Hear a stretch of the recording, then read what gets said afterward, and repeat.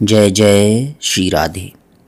प्यारे भक्तों, इस युग के अप्रतिम महापुरुष परम श्रद्धेय स्वामी श्री राम सुखदास जी महाराज के जीवन का एक ही ध्येय था कि मनुष्य मात्र का शीघ्र से शीघ्र तथा सुगमता पूर्वक कल्याण कैसे हो। इस विषय में उन्होंने अनेक क्रांतिकारी उपायों की खोज की और उनसे साधकों को अवगत कराया। उनमें से एक उपाय है चुप साधन। चुप साधन का तात्पर्य केवल वाणी से चुप हो जाना नहीं है, अपितु इंद्रियां मन बुद्धि से भी चुप अर्थात क्रिया रहित असंग शांत हो जाना है। इस साधन में कुछ करना नहीं पड़ता, अपितु करने का त्याग करना पड़ता है। तात्पर्य है कि यह करने का साधन नहीं है, अपितु समझने का साधन है। इसे समझने के लिए एक बड़ा ही सुंदर और सरल दृष्टांत प्रस्तुत है। इसे ध्यान से सुनें और इस संपूर्ण दुर्लभ वीडियो को हिंदी में पढ़ने के लिए आप वेबसाइट www.divyagyan.com पर भी जा सकते हैं। प्यारे साधकों, सागर में रहने वाली एक नन्ही सी मछली के भीतर एक जिज्ञासा उत्पन्न हुई।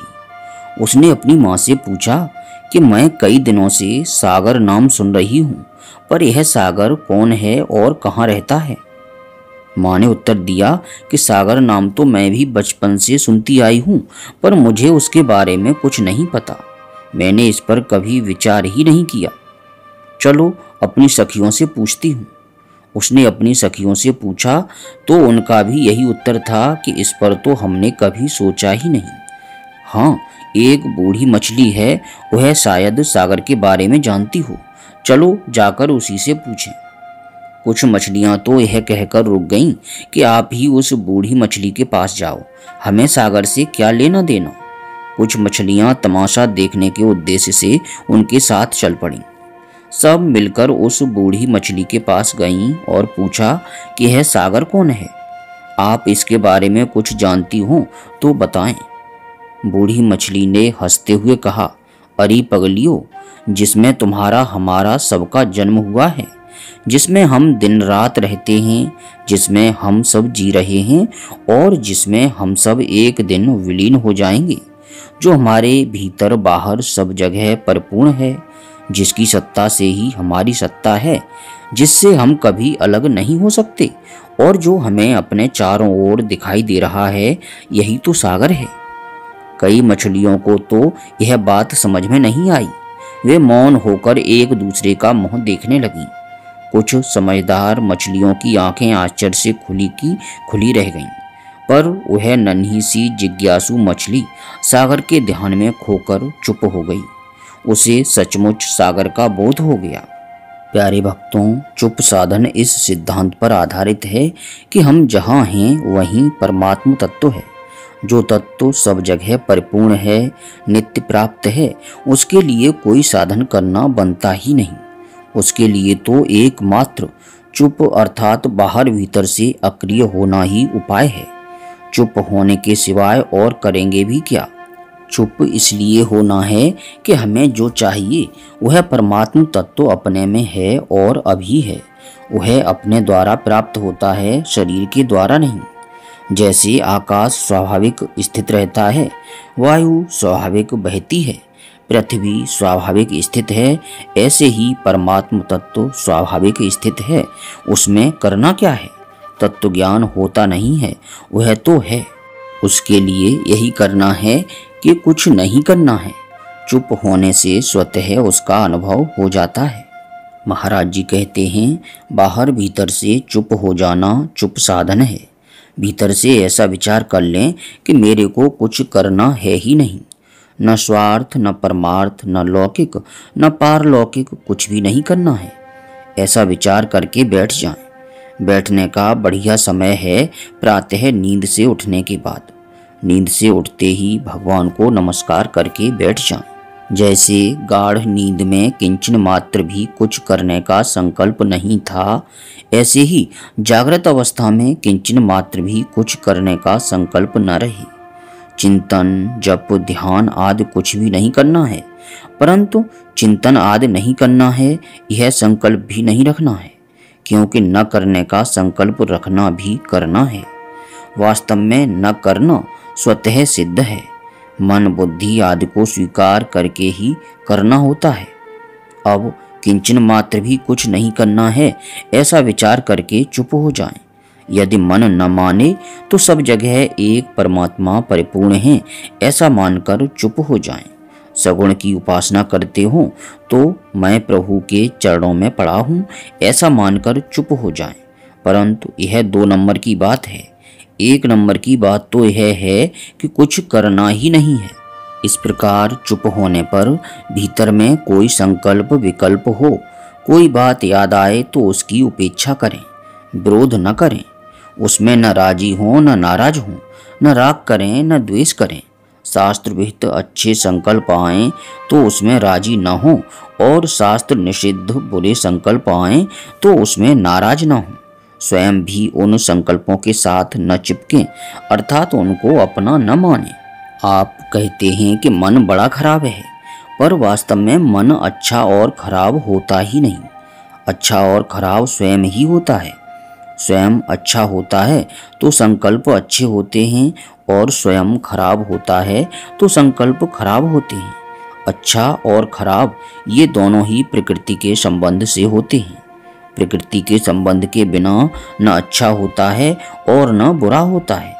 जैसे सुख और दुख 2 चीज हैं, पर आनंद में 2 चीज नहीं है, अर्थात आनंद में न सुख है न दुख है। ऐसे ही प्रकृति के संबंध से रहित तत्व में न अच्छा है न बुरा है। इसलिए अच्छे और बुरे का भेद करके राजी और नाराज न हो। संकल्प आए अथवा जाएं, उसमें पहले से ही यह विचार कर लें कि वास्तव में संकल्प आता नहीं है, प्रत्युत जाता है।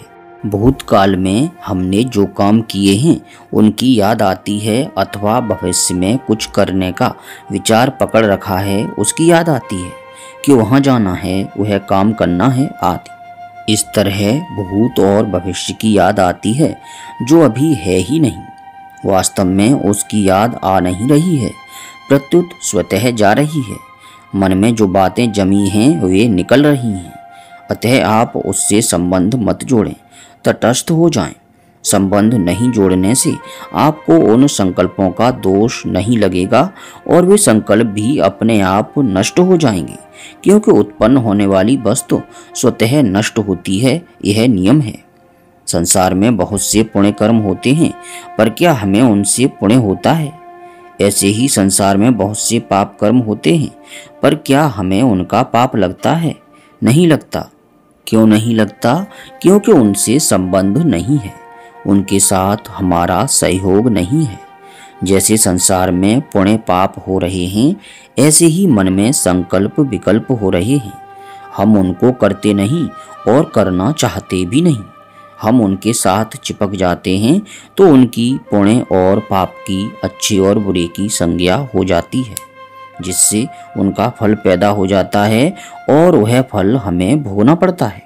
इसलिए उनके साथ मिले नहीं, न अनुमोदन करें न विरोध करें। संकल्प विकल्प उठते हैं तो उठते रहें। यह करना है और यह नहीं करना है, इन दोनों को उठा दें। गीता जी 3:18 में आया है, नएव तस्य कृतेनार्थो न कृतेनेह कश्चन। करने और न करने दोनों का ही आग्रह न रखें। करने का आग्रह रखना भी संकल्प है और न करने का आग्रह रखना भी संकल्प है।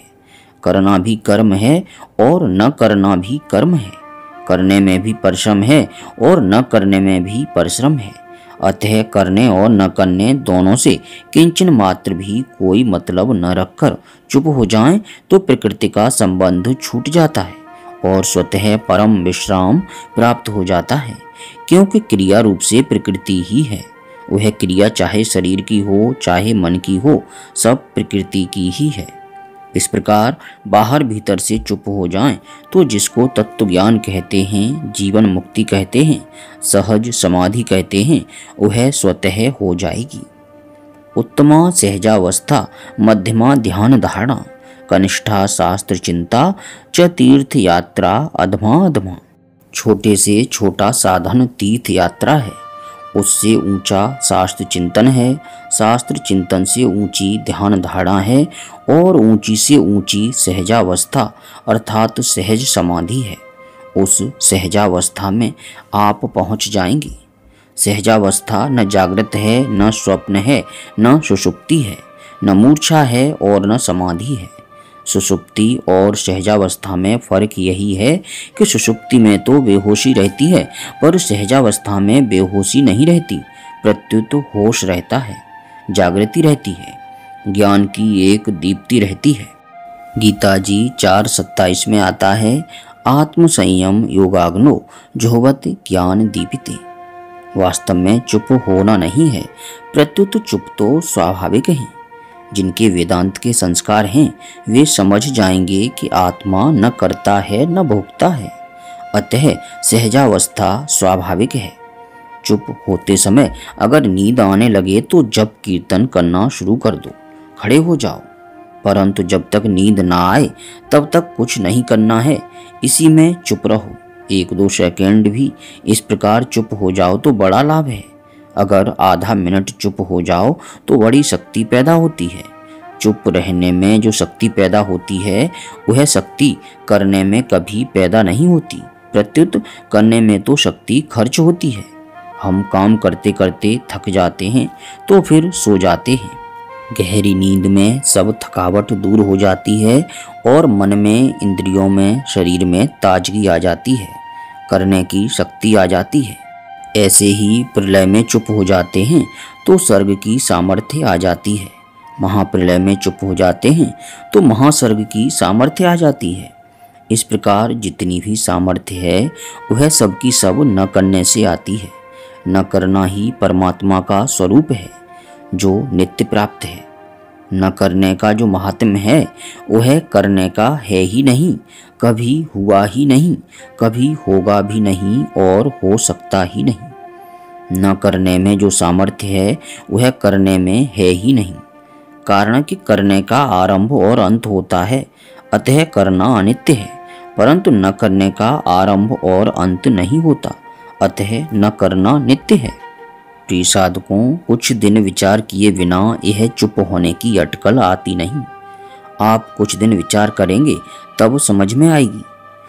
अभी समझ में ना आने पर भी ऐसी सहजावस्था होती है, यह मान लें। इस सहजावस्था का वर्णन शास्त्रों में और संतों की वाणी में भी बहुत कम आता है। सीथल अर्थात राजस्थान में श्री हरिराम दास जी महाराज हुए, उनकी वाणी में आता है, सहजाम मार्ग सहज का सहज किया विश्राम, हरिया जीव रसीव का एक नाम मर उठाम, सहज तन मन सहज पूजा, सहज सा देव नहीं और दूजा। उन्होंने अपना परिचय भी इस प्रकार दिया, हरिया जयमल दास गुरु राम निरंजन देव, काया देवल दोए हरो सहज हमारे सेव। श्री जयमल दास जी महाराज हमारे गुरु हैं जो प्रकृति से अत्यंत अतीत हैं। वे राम हमारे देव हैं। यह शरीर हमारा देवल अर्थात देव स्थान है। सहज अर्थात कुछ न करना ही हमारी सेवा है। कबीरदास जी की वाणी में आता है, यहाँ मैं एक ही पद प्रस्तुत करता हूँ, साधो सहज समाधि भली, गुरु प्रताप जा दिन ते उपजी, दिन दिन अधिक चली। प्रिय साधकों, ऐसी सहजावस्था की प्राप्ति का उपाय है बाहर भीतर से चुप हो जाना, अर्थात कुछ न करना। कुछ न करने से सब कुछ हो जाता है। हमें करना कुछ है ही नहीं, न पहले करना था, न अभी करना है, न बाद में करना है। भगवान का भी चिंतन नहीं करना है। भगवान के चरणों में गिर जाना है, पर चरणों का चिंतन नहीं करना है। न संसार का चिंतन करना है, न भगवान का। मन का निरीक्षण भी नहीं करना है। मन का निरीक्षण तभी करेंगे जब मन के साथ अपना संबंध मानेंगे, जबकि मन के साथ हमारा संबंध है ही नहीं। अतः मन की तरफ देखना ही नहीं है। यह कोई मामूली चीज नहीं है, बहुत ऊंची चीज है। यह सब साधनों का अंतिम साधन है। कुछ न करने में सब साधन एक हो जाते हैं। जैसे अरबों रुपयों का एक पैसा भी अंश है, ऐसे ही जिसको परमात्म तत्व की प्राप्ति, जीवन मुक्ति, सहज समाधि कहते हैं, उसका अंश है यह। वीडियो को लाइक और शेयर अवश्य करें और हिंदी में पढ़ने के लिए वेबसाइट www.divyagyan.com पर जाएं। अब प्रेम पूर्वक बोलिए, राधे कृष्ण कृष्ण कृष्ण राधे राधे, राधे श्याम श्याम श्याम राधे राधे।